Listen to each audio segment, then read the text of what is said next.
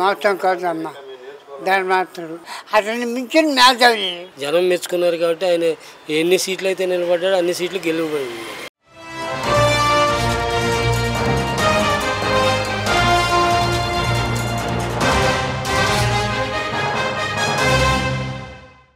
బాబాయ్ ఎలా ఉంది చంద్రబాబు నాయుడు పరిపాలన? అబ్బో బ్రహ్మాండంగా ఉంది.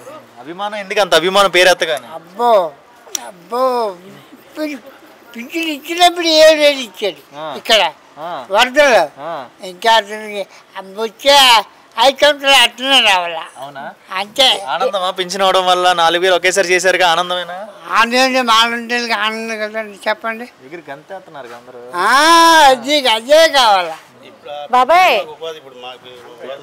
బాబాయ్ కాదు, నువ్వేమో మళ్ళీ ఈయన చంద్రబాబు నాయుడు రావాలని అంటున్నావు, మరి జగన్ అంటున్నాడుగా ఇంక చంద్రబాబు నాయుడు రాడు. నమస్కారం తల్లి, రావద్దు. మేము వచ్చే పైకి వెళ్ళిపోలేదు.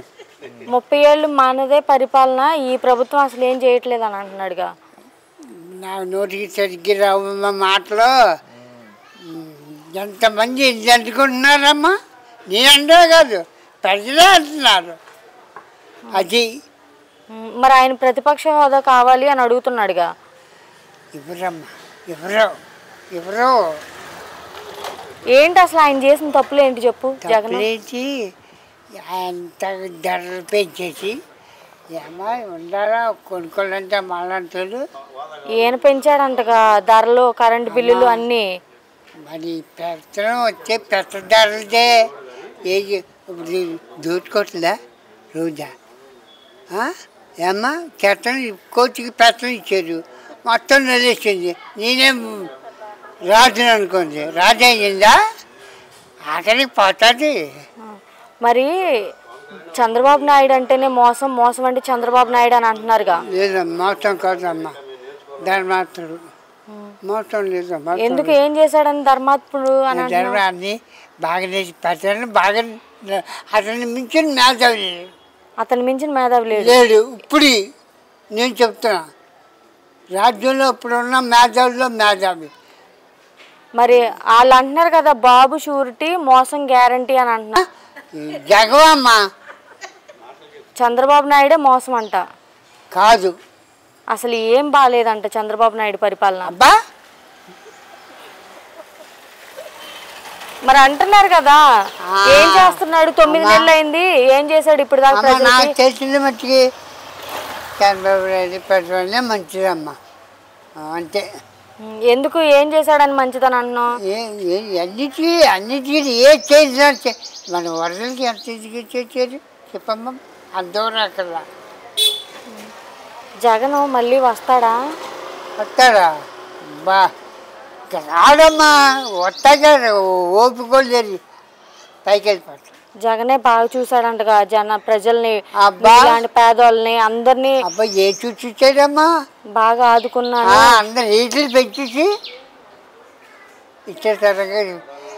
అమ్మా ఇంకా నేను చెప్పలేను కానీ తొత్తికి పెడతాను. పేరేంటండి? నా పేరు భాస్కర్. ప్రజెంట్ ఎలా ఉంది చంద్రబాబు నాయుడు గారి పరిపాలన, ఎలా అనిపిస్తుందండి? బాగానే ఉందండి. రీసెంట్గా చాలామంది పాయింట్అవుట్ చేసి అంటున్నారు కదా, ఈ ప్రభుత్వం అసలు ఏం చేయట్లేదు, రౌడీజం చేస్తుంది అని అంటున్నారు. ఆపోజిట్ మెయిన్ లీడర్స్ అంటున్నారు కదా. రౌడీజం చేసిన వాళ్ళకి రౌడీజం చేసినట్టు అనిపిస్తుంది. బాబాయ్ రీసెంట్గా జగన్మోహన్ రెడ్డి పవన్ కళ్యాణ్ని అసలు ఆ మనిషి కార్పొరేటర్కి ఎక్కువ, ఎమ్మెల్యేకి తక్కువ, జీవితకాలం మొత్తంలో చూసుకుంటే ఒక్కసారి ఎమ్మెల్యేగా గెలిచాడని అన్నాడు కదా, ఎగతాళి చేసి మాట్లాడాడు కదా. దీని మీద మీ అభిప్రాయం ఏంటి? జనం మెచ్చుకున్నారు కదా, ఆయన మెచ్చుకోవటం కాదుగా, జనం మెచ్చుకున్నది కావాలి మనకి. జనం మెచ్చుకున్నారు కాబట్టి ఆయన ఎన్ని సీట్లు అయితే నిలబడ్డాడో అన్ని సీట్లు గెలిచిపోయింది. మరి ఈ ప్రభుత్వం రెడ్ బుక్ని అడ్డం పెట్టుకొని రెడ్ బుక్ పరిపాలన చేస్తుంది అని అంటున్నారు కదా. రెడ్ బుక్ అంటే ఇప్పటికి జగన్మోహన్ రెడ్డి ఎప్పుడో జైల్లో ఉండాలి. జగన్మోహన్ రెడ్డి గారు ఎందుకున్నారు బయట? రెడ్ బుక్లో ఆయన కూడా ఉంటాడుగా. మీరేమంటారు బాబాయ్, అసలు ఇది నిజంగానే వాళ్ళు అన్నట్టు రాక్షస పరిపాలన లేకపోతే ప్రజా పరిపాలన? ఇది ప్రజా పరిపాలన. మేము ఎస్సీలకి మంచి రిజర్వేషన్ ఇచ్చి మాకు అభ్యున్నతి కొరకు పాటుపడుతున్న చంద్రబాబు నాయుడు గారికి ధన్యవాదాలు తెలియజేస్తున్నాం. ఎందుకు ఎస్సీ ఎస్టీలకి గత 5 సంవత్సరాల్లో కూడా అన్ని మంచి పనులే చేసామని అన్నారు కదా. సప్లైని ఎత్తేసాడుగా. సప్లైని నిధులు ఎవరికి ఇచ్చాడు? అసలు ఇప్పుడు సప్లైన్ ఎస్సీ ఉన్న సప్లైన్లో ఉన్న నిధులన్నీ ఏమైపోయినాయి? జగన్ ఉన్న ప్రభుత్వంలో ఎవరికైనా ఇచ్చాడా సప్లైన్ నిధులు? మొత్తం వాళ్ళు దోసుకున్నారు కదా. ఇప్పుడు చేసేవాడి దగ్గర డబ్బు లేదని పనులు కొద్దిగా వెనకబడిపోయి ఉంటాయి కదా తప్ప, ఇప్పుడు ఆయన కూడా అన్నీ సమకూర్చుకొని మనకి విడుదల చేస్తారు. ఒక్కొక్కటి చేసుకొస్తున్నారు. గత 5 సంవత్సరాలు అసలు పరిపాలన ఎలా అనిపించింది బాబాయ్?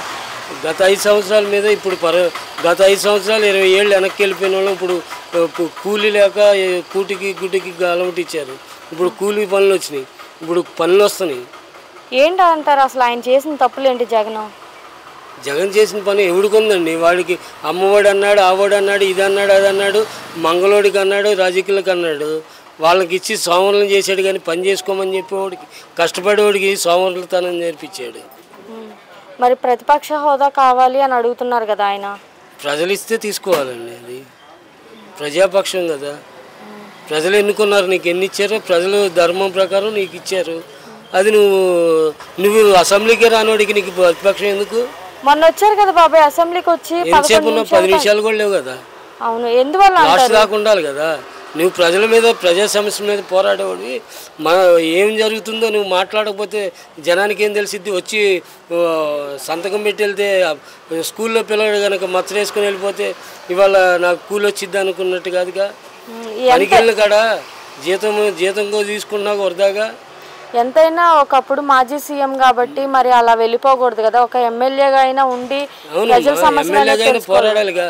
నువ్వు అన్ని సమస్యల మీద పోరాడతానన్నప్పుడు పోరాడాలి కదా. బాబాయ్ మరి మళ్ళీ జగన్మోహన్ రెడ్డి వస్తాడంటారా? ఆయన వస్తే మళ్ళీ రాక్షస పాలనకి తావిచ్చినట్టు. ఓకే బాబాయ్.